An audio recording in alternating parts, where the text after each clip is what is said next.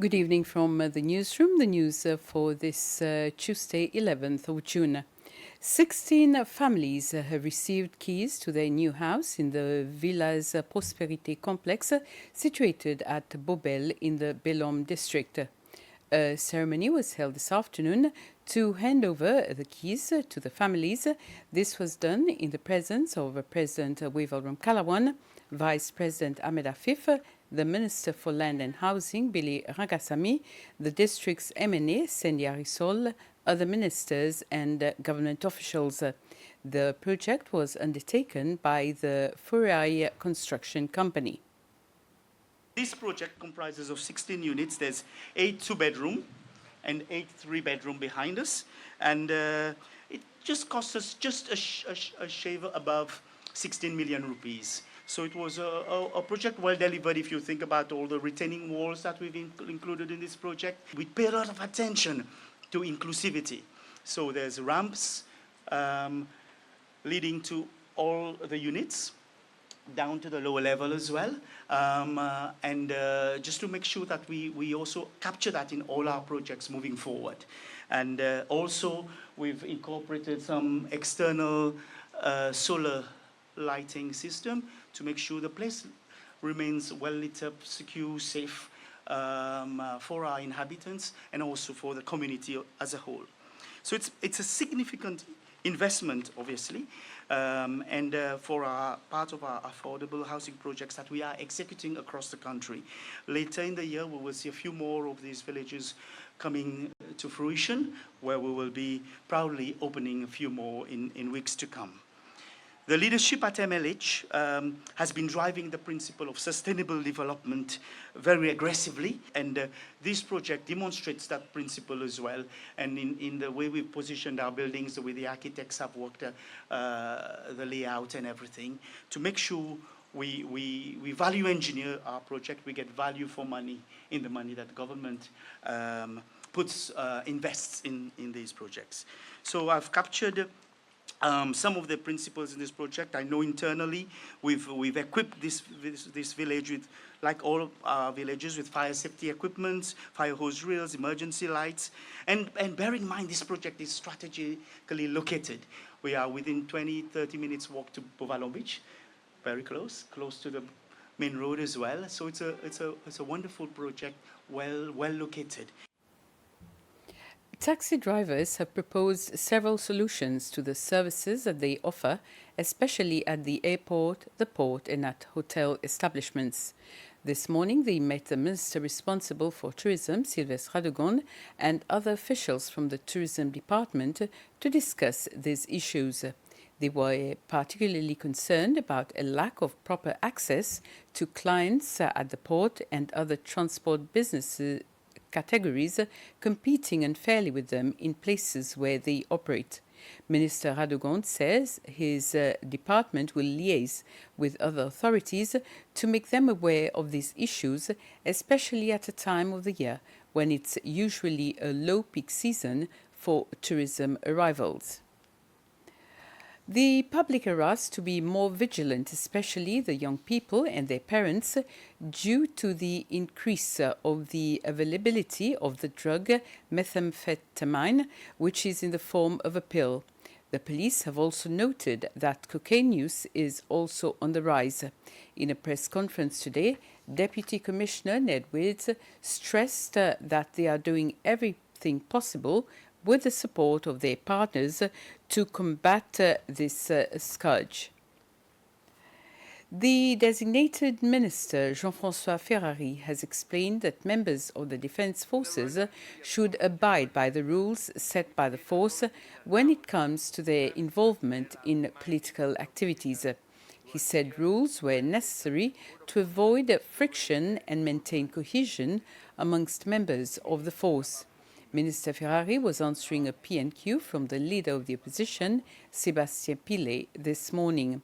Mr. Pillet queried about circulars from the force, which he says was asking its members not to participate in political activities, and if such a directive was not against the constitutional rights of its members. The Chief of the Defence Forces, Brigadier Michael Rosette, who was also in the Assembly to provide clarifications, said rules help maintain the hierarchical command within the force. The Minister for Youth, Sports and the Family, Marie-Céline Diallo, has reaffirmed that the rights and protection of disabled people are guaranteed in the Constitution and a number of laws, including the rights of children, social security and the Penal Code. Mrs. Diallo was speaking during question time in the National Assembly this morning. In answer to a question from the MNE for Plaisance, Richard Labrosse, Minister Diallo said that she was of the mind that new legislation on the subject should be more comprehensive and a specific framework should be established for people with disabilities. Minister Diallo said the Department of the Family in her ministry is working on a plan to address this issue. Upon completion, the plan will be presented to the Cabinet of Ministers for consideration. The Seychelles Civil Aviation Authority, the SCAA, has expressed its satisfaction after the simulated plane accident carried out yesterday from around 10:30 p.m. until around 2 a.m. this morning. This exercise allowed them and their partners to test the ability to react in the event of an aviation accident. The exercise started shortly after 10 last evening, and people could hear ambulance sirens coming and going from the casualty section of Seychelles Hospital, the English River Health Centre, as well as the Anse Royal Hospital. In fact, it was a plane crash simulation called Exercise Jumbo, organized by the SCA and its partners to test their effectiveness in responding to such an eventuality. It should be noted that the press was not allowed to access the accident site. The Minister for Transport, Anthony Dejac, has expressed his strong support for Emirates Airlines' announcement to introduce 4 weekly flights between Dubai and Madagascar with a stopover in Seychelles. This will start on the 3rd of September this year. Minister Dejac has highlighted the significance of this new route, stating that this marks a substantial advancement in our efforts to boost trade, commerce and tourism.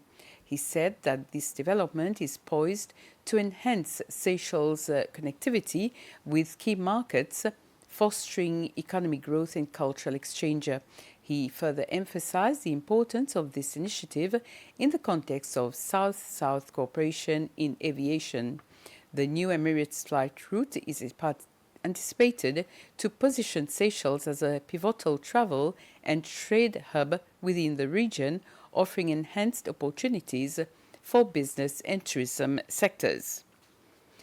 The National Statistic Bureau organized a 3-day training for a group of 29 individuals to conduct a household budget survey that will start in July this year to June next year. The objective of this training is to teach the individuals how to conduct themselves and maintain confidentiality throughout the process of this survey. The household budget survey is to know the income and expenditure pattern of normal households, revising basket of goods and services to measure inflation, compile gross domestic product by expenditure, poverty levels in the country, and help the government in formulation of the minimum wage. Vice President Ahmed Afif was in India to attend the swearing-in ceremony of Prime Minister Narendra Modi on the 9th. Yesterday, he paid courtesy calls on key Indian dignitaries. He met with the Indian President Draupadi Murmu and the Minister of External Affairs, Dr. Subramaniam Jaishankar. During these meetings, discussions centered on various topics of mutual interest, including climate change, maritime security and capacity building. India reaffirmed its commitment to supporting Seychelles according to its priorities and needs, especially in addressing shared challenges. Vice President Afif emphasized Seychelles' dedication to leveraging Indian expertise and strengthening partnerships to further enhance the friendship between the two nations. And with this, we end this news summary. Have a very pleasant evening.